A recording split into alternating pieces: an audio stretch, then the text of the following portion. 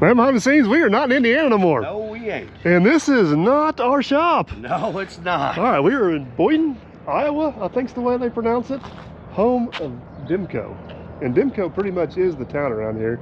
We're gonna take a tour of this place. Rumor has it they produce things that will, it's amazing what they produce here. It's a lot more than grain carts, trailers, and sprayers. And we're getting ready to find out. We're getting ready to find out about. All right, let's head inside and see what they got.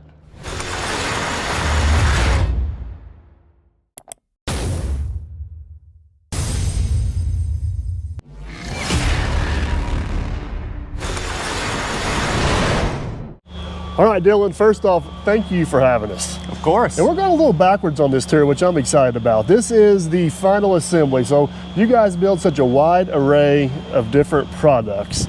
I think it'd be kind of cool to see what they're like, because I'm sure we're going to see lots of pieces and parts, and they're not going to make sense until they see this first. That's right. So everybody on my channel is familiar with the side dump trailer, which is just one of many products you guys got. Right. So tell us a little bit about what else we see while we're in here. So we got our side dump trailer going through final assembly here. We got our QA guys going through some final QA checks and DOT inspections here in the facility. The other trailer we got behind it, we've got our gondola scrap trailer. So that one's going through, getting touched up here and getting all the final pieces put on it. And then typically what we would have in this building could be anywhere from our grain trailers to more side dumps. We offer some liquid tender trailers, a bunch of different array of products that could be in here at any time. So a lot of people associate Demco with the ag industry because of the other products you guys manufacture, but only about half of your trailer manufacturing is ag related, correct? That's right, yep. Because I would consider the side dump to be in the construction market, and then the scrap trailers are also would be construction related or non-ag. Yep, non-ag. Another one that we would have would be our drop deck trailers, would be another construction-based trailer that we would have. Hint, hint, that's one of the trailers we need. Yeah, we like to say that we're a diverse company, so sometimes with the low markets we have, like ag right now isn't the greatest, so we have some of our other product lines that bring us up. So it's nice to have that diverse product. One other thing you guys will see on the tour, you guys sit on like 35-acre property here, but this is one of several buildings. Everything's kind of segmented a little bit the way you guys got that worked. And I think that kind of plays into your favor a little bit with all the different products you build. So, all right, you're the man with the plan. Let's do this. We're going to be off to about 6 different buildings, so got our walking shoes on. All right, Dylan, I know we're supposed to be going inside and seeing how all this fancy stuff's built, but I seen new paint and a lot of tires, and I got questions. Oh yeah, so we got our what we call our 646 configuration out here. This is our train that we specifically designed for South Dakota.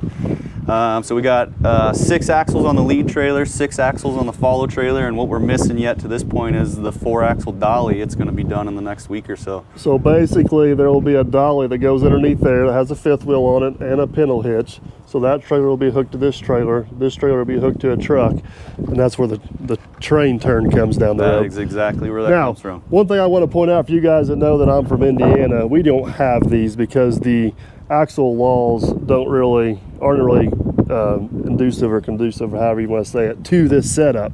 But you guys get out west or even up in northern Michigan, and you guys move heavier loads over further distances up here. Everything's spread out farther, so this makes a whole lot more sense. But I think this is a good point to show how customizable your guys' product is, though. Yeah, we try to be as, I guess, come up with the best solution for as many people as possible. So this was something that was brought to us a couple years ago, and they needed a solution, so we helped them get that solution. Because even though the subframe of the trailer is completely different, the tub is very similar to what's on our trailer. The tub is exactly the same as any 34-foot tub that we offer. Gotcha. All right, sorry, I got sidetracked with shiny paint. We can go back to the tour now. No problem. All right, Dylan, we have made it back inside and we are back on task now. So this, I'll let you explain this in a little better detail, but this is basically the step before paint because we're going backwards here. So this is where they bring everything in and get it prepped for paint, correct? Correct, yep. So what we're gonna do in this building is the product's gonna come from our weld facility. It's going to go into our pre-wash process where we're grinding down any of the areas that need up a little bit of touch-up. And then after that, it's going to come into our wash bay here. And depending on what product we spray on this tub, for instance, is going to determine our wash process. So a couple signs up on the wall. Based on that wash process, we'll go through the steps to get it washed the way we need to, and then it's going to come over here and it's going to go into our dryer. So it's a dryer that we built internally, and it's basically a large car wash dryer that blows off all of the water for us. So the product does not leave this area until it is for sure ready for paint. You guys got a couple different tests you run to make sure it's ready. You guys got two different main types of paint, correct? Two different main types of paint. Yep. We have a Diamond Vogel top coat that we use. That's a urethane top coat, and then we have a product called Corosol that we spray on a couple different trailers, depending on what the customer wants. And so, yeah, I guess to explain our quality process after the wash. Once it's washed and dried, we will do a wipe test, and basically if that wipe test comes away clean, we move on to our paint process. If it's not clean, we'll redo it. Gotcha.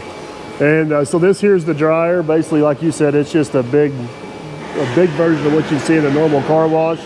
Everything gets, this thing rolls back and forth, looks like it does it automatically. Make sure everything's good and dry, and then at that point, is it staged over here? That's correct. So I think this is a good opportunity to explain with the multiple different buildings.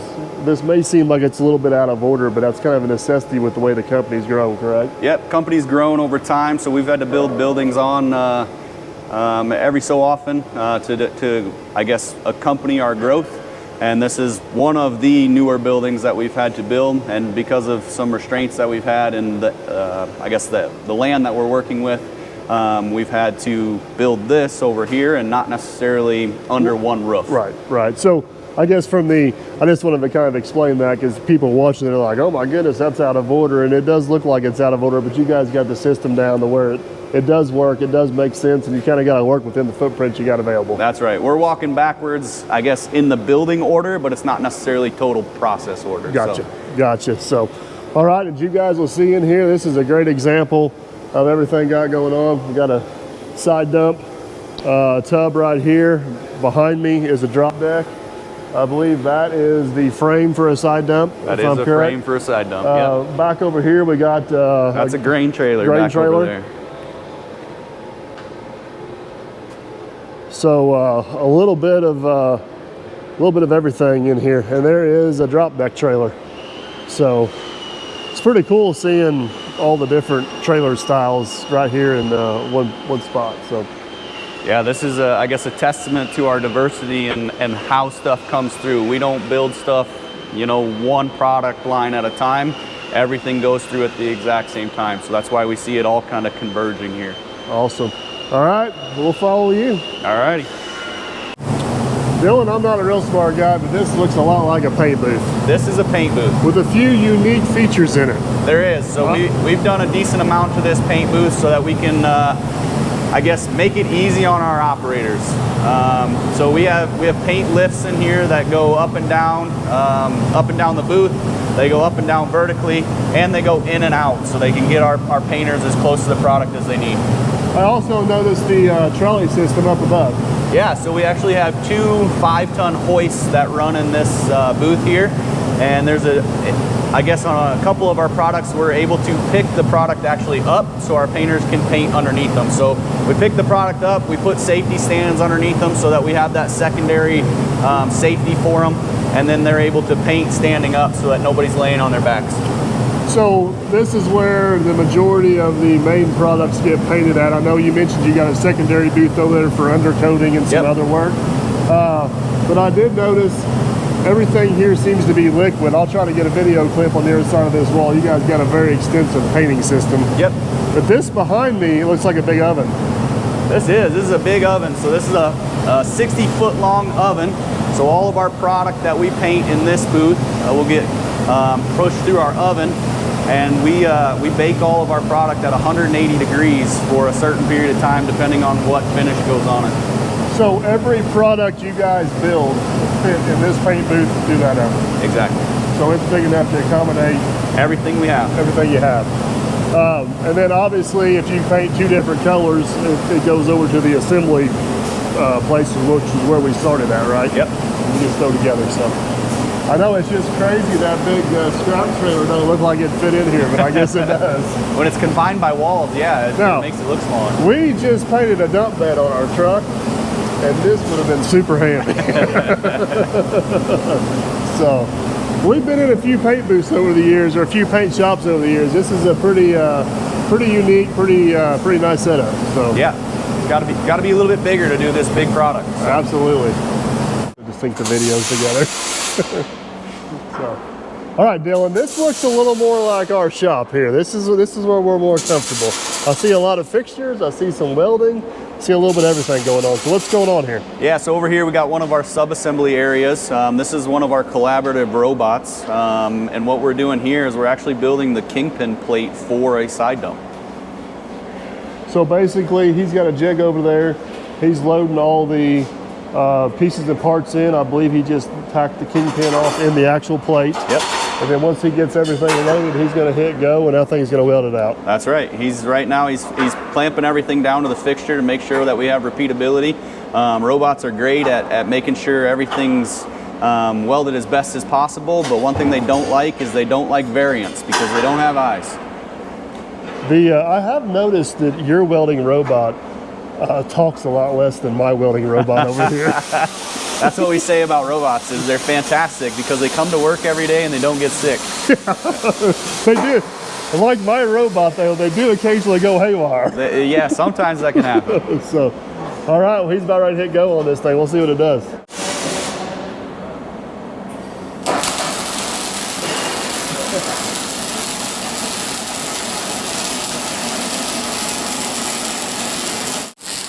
So, question for you, Mr. Welder.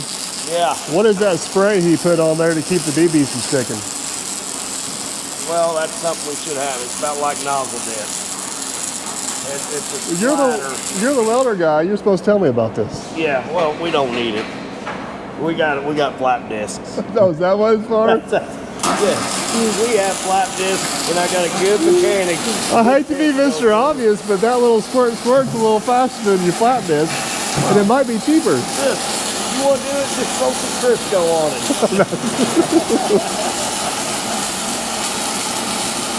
No, so they got splatter spray, they got nozzle dip, which nozzle dip would then protect my tip and my nozzle on my big gun. Then throw a little bit of Crisco on there so it smells good.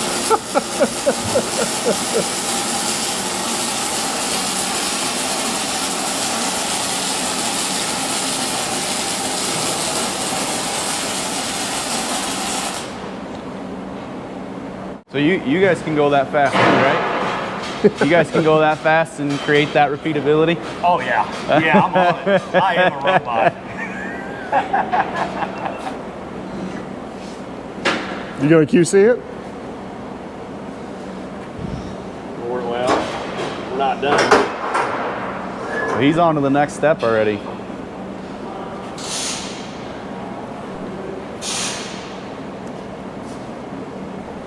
Well, almost as good as me. I could have told you that was going to be the answer for you to look at it. All right, so as the robot's over there welding away, this is one thing that always amazes me about manufacturing. And I know this is way off topic, but I don't think a lot of people appreciate what it takes to make it happen, is the parts inventory and organization. Yeah, so parts is a key factor, right? If we don't have parts, we can't build products. So right. We gotta have parts and we gotta make sure that they're here. And then yeah, organizing the sheer amount of parts that you have and getting it to the areas in an efficient manner. And that's one of the beauties of these welding machines, is right now he's doing a fifth wheel plate for a side dump. And he may do 2 of those and then switch over to a totally different product. Exactly, so we got low volume on the product, but a high, I guess high total amount of products we can do. Right. So low volume, but a good mix of parts. Gotcha. All right, well, we're gonna let these guys do their thing and we're gonna move on to the next section. Sounds good. So this looks like the heart and soul of the operation right here. This is where we put together our side dumps, yes. So these are all fixtures that you guys have designed and built here in-house for your guys' particular trailers. Correct. And Correct me if I'm wrong, I don't want to say anything out of turn here, but basically this is a sidewall panel. This is one of our sidewall assemblies, correct. So we have our wall sheet and what we call our G-rail, or our supporting tube, I guess, that gets welded to the outside of it. It's going to come out of this fixture, and they're going to lift it up and out and right into our rotator for our tub. Basically, we're going to put the 4 wall sections in, and then they're going to start welding it all together with our outside stiffeners already in place. And this fixture will do multiple length tubs, correct? Correct. So this fixture does everything from our, I believe it's our 24-foot truck box tubs that we have, all the way to our 37-foot tub length. Pretty crazy.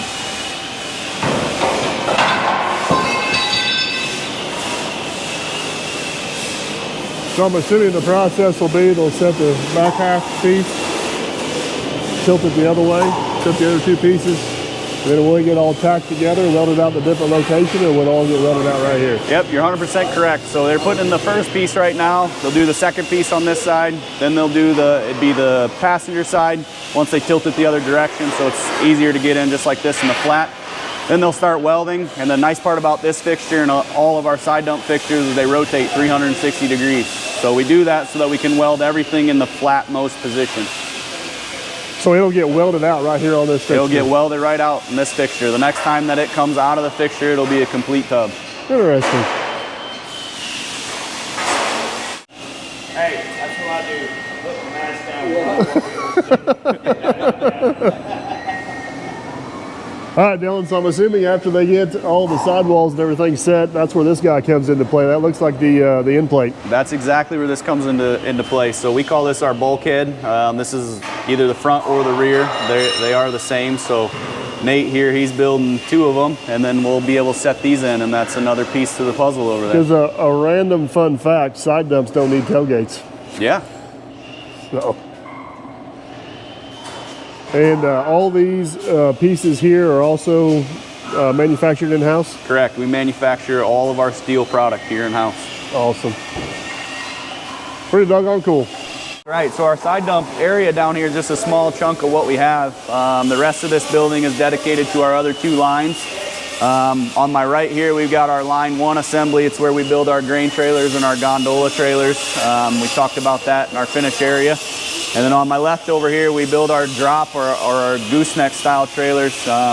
These are, right now he's building a liquid tender here, and we got a drop deck staged in behind them. So what is the expected time from whenever it's in this area till it rolls out as paint as a finished product? So expected time from this area to finished product, what we say is our goal is from the point it comes in a raw steel to a finished product is 4 weeks. 4 weeks. Yeah. So, and that is that applied to all different types of trailers, or is that? So on our Kingpin style trailers, our average that we want to see is that 28 days or that 4-week time frame. If we've got some of our smaller trailers like our header transports, those can be a little bit quicker. Another thing I noticed is this thing's chained down to the floor. So is that for safety reasons or for rigidity reasons, or what's the thought process? So it's a little bit of both, actually. So we have a couple fixtures here that hold this neck in place, and it's pinned to the ground, so it's in the same location every time. But then we also have the chassis portion chained down to the ground, and it's on some stands. So what that does is it keeps the trailer in a level position, but it also keeps it stable for all the guys climbing on it to get the rest of it welded up. Because this is where the neck meets the frame. This is exactly where the neck meets this frame. Behind you guys right over there is actually one of the next necks coming up to be put into this bay. Gotcha. Dylan, I don't think this is a trailer bed. No, this isn't. So This is, I said I wanted to show this off because this is one of the things we've done for part storage and making sure that parts get to our guys at the right areas. So we made these little carts, and basically what they have is they have the correct parts and quantity of parts with the part numbers, that's a lot of part, that then are brought to the designated area. So on the side of that cart you'll have a number, and that number corresponds to the area that it goes to. So like you guys, this what these numbers are on the walls. That's what the yellow and black numbers are on the wall, exactly. So this area back over here on the left of 203 is actually 204, and that's where that cart goes. Gotcha. So this looks like the frame rail or beam section. Yeah, this is where we build our engineered beams. This is where the individual flat webbing pieces that we have here in this rack meet up with the flange material that we have in these little Christmas tree racks over here. We'll put them in this fixture. They'll tack them all up, and then we use a little, it's called a buggo robot, and it's kind of manual, it's kind of autonomous. You use your, use a person still to guide the machine, but that little guy on wheels there, he pulls the trigger and runs down the beam for you, so you don't have to stop every so often because your hands aren't getting hot or anything like that. If you look on these beams here, they've got one continuous weld down the whole thing until we hit a transition. We could have used that building the towel machine. I used to be that good. One continuous 30-foot weld? Yeah. So I seen maybe 1 or 2 spots of frosting, that was it. So this looks like the side rail jig as well? Yep, so this is where we build all of our side rails for our step deck product, drop deck product. This side rail being as long as it is for one of our actual drop decks. Our liquid tender side rails, one of our other product models, it's much smaller because it's only got that little bed section in the middle. So. Right. All right, so I'm curious, what's the arc for? So the arc here is plasma cut out for the tire relief. Ah. So we keep it in through the entire manufacturing process to make sure this is rigid and it doesn't warp, and then they cut it off when they get to the assembly process. Makes sense. I knew there was a reason. There's always a reason for something. Well, Dylan, this building looks a little brighter and expensive. Yeah, brighter and expensive is a good term. So this is our fab shop.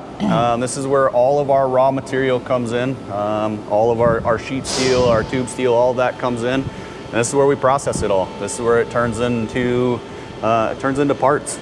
So a lot of, and this is common with a lot of different manufacturing, but a lot of stuff on these things is just built out of plate steel. Exactly. So, and then it goes through the laser cut process or the plas cut process, and then it goes through the brakes or whatever else to make whatever you need to make, to form it into parts, yeah. So we're in the process of actually getting rid of this plasma machine here. We're gonna replace it with one of the machines that we'll see right down on the other end of the building. It's a pretty cool new machine.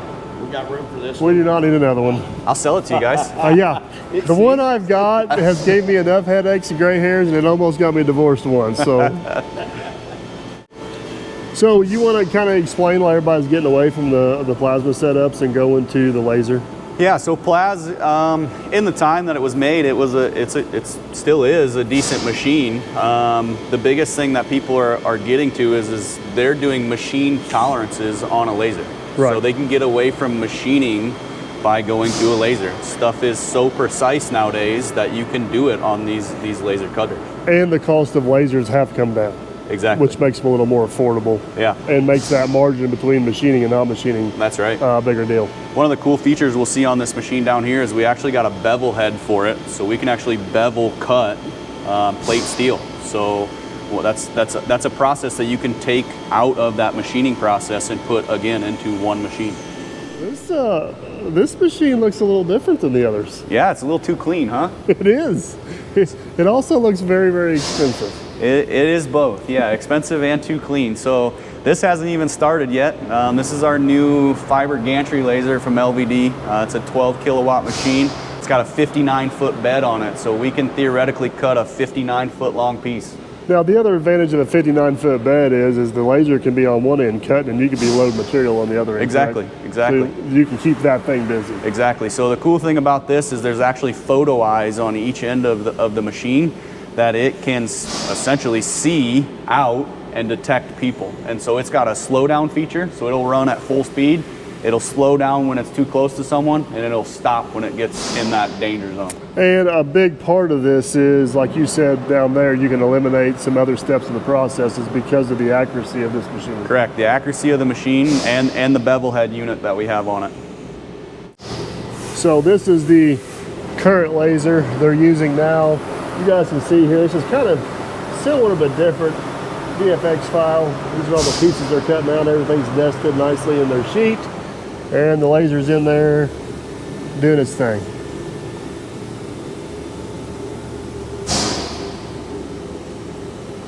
Don't get your hopes up. You're not going to be getting one of these in the shop anytime soon. I'll sell you that one too, guys.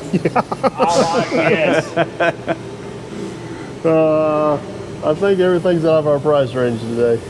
We need to start with a trailer. Let's start this. I know we did this backwards. It's a little unorthodox, but it's what we were able to do at the time we got. And I super appreciate you taking the time to show us around and your new toys you have. All the new toys, yeah. See, he's excited about the new trailer or about the new laser. We're excited about the new trailers, but without the new laser, we don't get the new trailers. You would still get the new trailers. It's just it wouldn't be as quick. But you wouldn't have as much fun. And I wouldn't have as much fun. Yeah. All right. No, I'm kind of like him. This is where I'd like to be. So this is the trailer manufacturing facility. We are in Spencer, Iowa. We are in Spencer, Iowa. We are going to leave this facility, head to Boyden, Correct. Iowa, which is where Demco's ag manufacturing facility and a lot of the machining's done. There is some crossover parts back and forth. Yep. So we'll catch you guys up in the morning at the other facility. All right, guys, we have switched days, we have switched plants, and we've also switched tour guides. You're no longer Dylan. So this is the machining part of the operation, correct? Yes. So you guys are machining stuff here for the operation we're going to see here at this location and the Spencer location. That's correct. So this is the raw stock going in, and this is the products coming out. Basically, it's an all-in-one tool center. It can do multiple functions at one time. So we put this in, and this is the product coming out, and we do it on demand. It's all done in one process. So approximately how many different parts do you think you guys machine? How many different parts do we machine? A bunch? 5,000 plus. 5,000 Really? different ones, yeah. And all these machines are capable to be retooled or do whatever they mean. So whatever you need, you program it and run it. So these are two all-in-one machining centers here, and that would be where the future goes, that we have more of that product on. You can see the raw stock going in and then product coming out. All right, guys, so leaving the machining bay right here. One thing you'll notice about this building is you can tell they just kept adding on as they kept expanding, but this looks like the fab shop, Mark. This is the fab shop. A lot going on here. This is my world, man. This is what we do. Yeah. Not to this scale though. Yeah. So we got two 8K fiber lasers here with full automation, 6 cassette decks full of metal. Depending on what we put in there, they can be all the same or every one could be different. The two lasers up here will tell it what metal we need to grab and bring it in automatically. So whenever you say decks, that's the different ones loaded over here. Yep. And as these are the unload ones here, so that's the nest that's cut out. Those are where that is. Those are the nests that are already cut. correct, so these are already cut, and then all this stuff can be grabbed while the machine's still cutting, right? Yep, we can open this, grab that out. It goes right through here. They'll take the nests apart and put the parts where they need to be in these tubs. So and then these tubs will eventually get rolled around to the factory to the proper location, either the next process or assembly, correct? Yes. Yep. So they go as a complete kit by product line. Gotcha. All right, so Mark was explaining to me this machine here is actually cutting. You can see all these parts nested in here. And with your guys' wide variety of products that you produce, they nest these sheets almost every day based on what they actually need. So you may have sprayer parts, you may have grain bin parts. Yep, RV parts, trailer hitch parts. And based on demand, what we consume, that is how that nest is built every day. That is crazy. Laser, I don't know if you guys can see it. It is in there going to town doing its thing.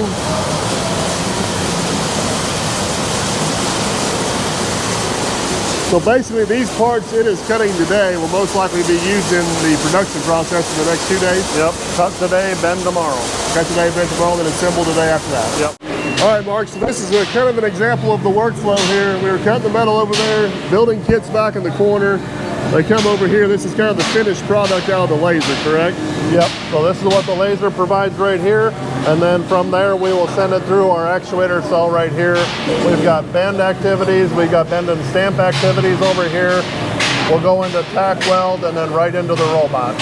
So basically, this is all kind of, I don't want to say manual labor, that's not the right, everything here is small enough that they can grab this stuff off the thing, then they just kind of work it through with their own little human assembly line. No forklifts, it's me handing product to the next person.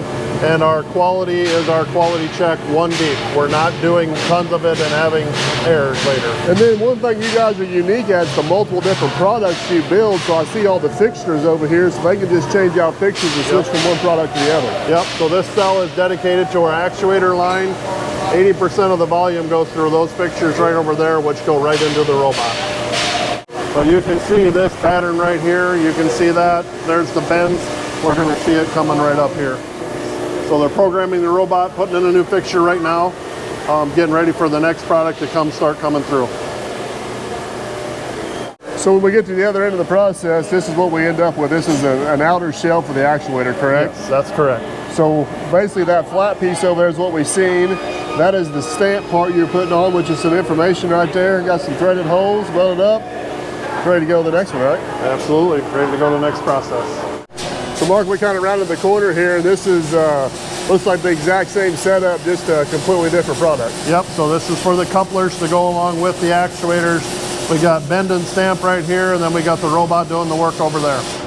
And as you were saying, this is one of the few things in the factory that's just dedicated to just this process. Yep, this equipment is dedicated to this product. It does not run other products. So everybody thinks of Demco as grain cart sprayers and semi-trailers, but this is a very large part of the manufacturing process. Actually, this is our largest generator right here, couplers and actuators. So, and one of the smallest parts you make. yes. Wow. So Mark, this looks like an interesting piece of machinery I haven't seen anywhere else yet. Yep, we've added a tube laser here. It's a used tube laser for us, but it adding capacity and vertical integration into our product line with its capacity. One of the things we have here is gooseneck tubes. Literally before with sawing and drilling and milling operations, we took 5 operations, put it into one, and increased our throughput. So basically what this thing is, the laser we've seen before is cutting a flat sheet of steel. Yep. This thing is able to take a piece of tube, twist it, bend it, maneuver it wherever it needs to cut different holes, slots, whatever you need. Yep, absolutely. And with it being a laser, the accuracy is there where it don't require machining. It does not require, yep. So Mark, we're leaving one section of the building, coming into another. This looks more like some final assembly for other products. And then we'll show here in a minute the paint line behind us, but these are all actual manual welding stations, correct? These are robotic welding stations, and along with manual welding stations in them as well. This is the number 1, 2, and 3 robot Demco had in the beginning here. So are these the same as everything else? They're set up to pretty much run whatever's needed at that time? So different than what we saw before, these here will run whatever product we can fit in it.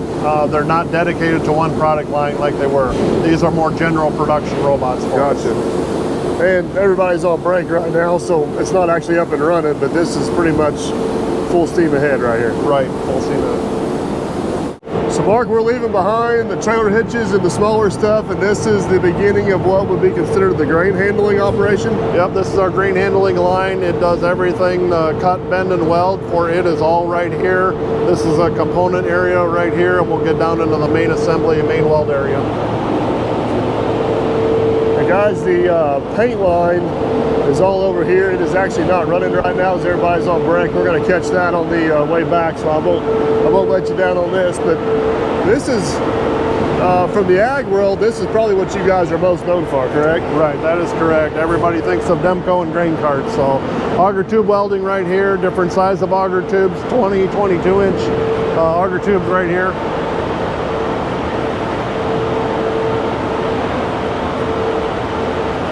and some of our different stuff from machining coming down here. So these are some of the parts and stuff we've seen over machining. These are what they call the kits over here, and this is where they're at the assembly process.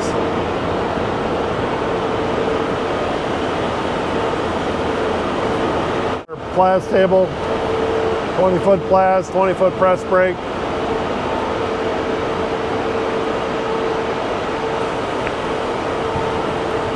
Same theory, cut today, bend tomorrow. So basically this is the exact same process, just a completely different product. Yep. So we don't cut what we're not going to consume, we don't bend what we're not going to consume. So Mark, I'm not gonna lie, we just walked through this door from a pile of parts and then we got a grain cart. That escalated very quickly, sir. Yes. So I think we're a little bit out of order here though. So we got staging over here on the left-hand side. Once they start the cart, there's 3 stages of welding over here. And check out that fixture you guys built for that. That's weld assembly right there. The first station is only that top ring, and weld assembles right here. Goes on to station 3, gets the chassis and everything put on it. Then it turns up into here for our final prep, going into paint, where everything gets sanded down and caulked before it goes into our wash and paint area. That is cool. And then I'm assuming after it goes through paint, we'll see here in a bit, that's where all the mechanical stuff starts getting installed on the unit. Yep, absolutely. And making it a functional grain cart. All right, guys, just want to give you a quick little rundown here of how fast these grain carts come together. So these are all the pieces that are pre-cut, pre-formed, prefabbed. Other places in the factory, they're rolled back here to the assembly area. And as you guys will see right around the corner over here, everything is loaded into these jigs or fixtures they got built. So this is pretty much the main assembly fixture for the grain carts. This thing has actually got a car lift on each end. It can raise it up and down. It can rotate it. Makes it super convenient for all the workers to get in there and weld all those hard to get to places with ease. Pretty slick little setup. So from there, it'll come out of the fixture and get all of its running gear underneath it, the subframe, the axles, all that good stuff, finish up whatever welding they need to. And just like that, it rounds the corner, gets the final pieces, the augers, the screens, and everything else. And just like that, you guys got a working grain cart. So Mark, one thing we've noticed walking through the factory is it's pretty clear you guys manufacture parts as needed. That's correct. So, and paint is no different. Yep. Right out of the paint booth right over here, we turn the corner and go right into assembly. You can see the component parts and everything joining up right here as we need them. So we don't have a bunch of parts that are painted in final assembly sitting outside getting rusty or damaged or whatever. Once they are manufactured, they go directly on. That's correct. And this is the final assembly area. Station 1 of our single auger, and then we got station 1 of our dual auger over here. And obviously there's a lot of differences in things, but more capacity is where the dual auger more capacity comes into play. So the single augers will go up to 1,500 capacity? 1,500 bushel, and then this is a 2,200 bushel, this is a 1,700 bushel, 2,200 bushel cart. And here, all of your guys' stuff comes with the options of tracks or tires? Yes. And obviously the big advantage of the track system is compaction and field damage, correct? Right, that's correct. But that also comes with a very hefty price. Yep, that comes at a cost.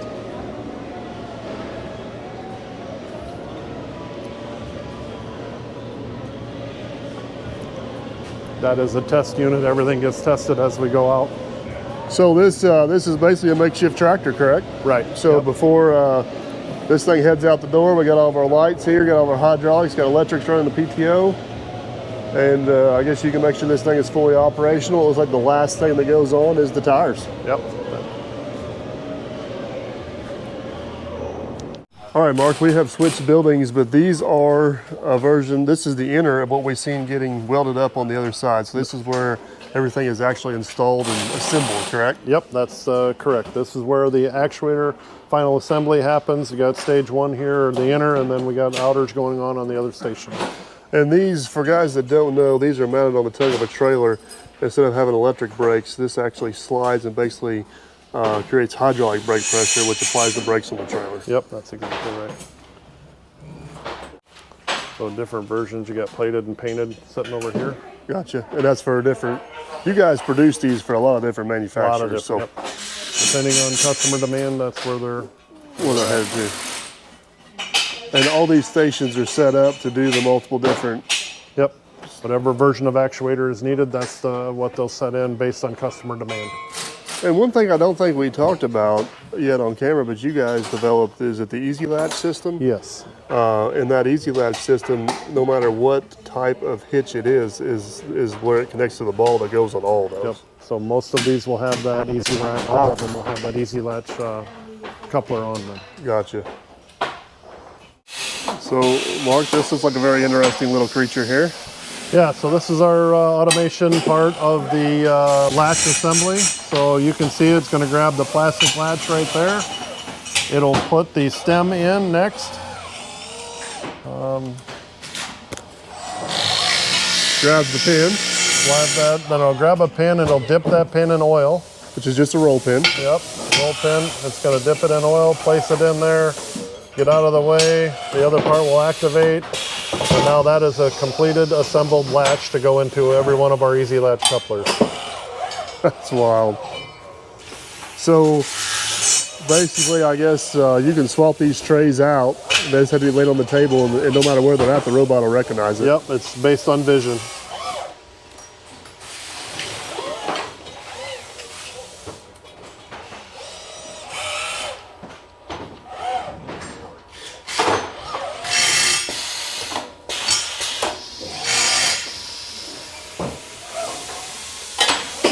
So it took a highly repetitive process and turned it into a robotic. Yeah.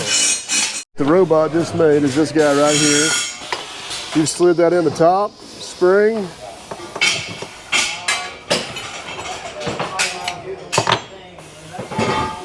So the beauty of this coupler is easy use, right? The spring allows it just to drop down on the ball and latch, then you flip up the lever and unlatches, and not more to it than that. Yep. Look at that. And this is what we were talking about earlier. This is the piece you guys designed, and it can be pretty much be welded or attached to any style coupler. Absolutely. Pretty slick. All right, guys, I do apologize. We never did make it back to the paint section. There is just so much to cover in this operation. It is absolutely insane. I apologize for this may be a little bit out of order, but the amount of product and the diversity of product these guys put out is absolutely insane, and everything is kind of intertwined with each other. So even though it may not make sense in the format it's videoed or the way the workflow looks on the video, actually seeing it in person and see how they are able to utilize their machines to produce multiple different products at the same time is truly incredible. We've had the luxury or the privilege to tour a lot of different manufacturing facilities over the last couple years, and this one here definitely ranks at kind of the top of the list as far as how impressive it was, and just the way they go about doing business. That's the main thing. You can produce the best product in the world, but if you don't take care of your people and you don't stand behind your product, all that kind of goes to waste. So what you guys are seeing here, before we left, we were actually able to take a quick little tour of what they call the Demco Depot, which has a little museum here, the Heritage Center. Pretty neat little history of the family, the company, and how everything come to be. I'm going to post this on the members only tab and on my Patreon. And for you guys that want to see it for free, that's not an issue either. It'll be posted in full format on my podcast channel, A Few Points from Perfect. So if you guys haven't checked that out, jump over there and check it out, kind of give you a rundown of the history of Demco and how it come to be. It's actually quite interesting. So, all right, with that being said, let's hop back over, get our final thoughts, and guys, we're going to wrap this one up. All right, man, behind the scenes, our time in Iowa is coming to an end. It is. We toured, I don't know how many different buildings, how many different facilities. We've seen a lot. They got a lot. They got a lot. So what's your takeaway? My takeaway, did not know that they did as much as they do, which through the video they found out. The one thing that caught my eye was how they value their employees. Oh man, that was great that they used the employees' ideas and put them to use to make things easier. That was probably my biggest takeaway too. Is one, I had no idea the diverse offering they made from all the trailer components We're not talking semi-trailers, the small car trailers and stuff like that. And you can definitely tell this is a family-owned corporation, a family-owned business that cares about their product and their people. Yes. So, yeah. All right, it's a little chilly here, and we got a lot of work to do back in Indiana. So appreciate the Demco guys for having us out. We'll get some links down in the description below if you guys are interested in anything. I gotta find somebody around here that's gonna talk me into letting me demo one of those little sprayers that go in the back of my UTV, because that looks super handy. So. Yeah, we gotta do some negotiating on that. Hopefully you guys enjoyed it. If you did, give the video a big thumbs up. I'll link Demco's socials down below. Go follow those guys. Tell them thanks. We're out of here. Tell them bye. See you guys. If your travels take you through southern Indiana or just looking for a unique destination, everybody is always welcome here at the world famous Derby Market and the home headquarters of the Dirt Perfect operation. No guarantees you'll catch Aaron or myself, but feel free to take all the pictures you like. Just for obvious reasons, please don't climb on or in any of the equipment. And most importantly, please tag us on all the social platforms, including the Derby Market. Before you head out, take a quick trip inside, look around, and locate the Dirt Perfect Visitors Map. Be sure you pin the location you traveled from and enter the Dirt Perfect Visitors drawing for a chance to win some Dirt Perfect merch. As always, guys, thank you for watching and supporting this channel. It means the world, and we shall catch you on the next one.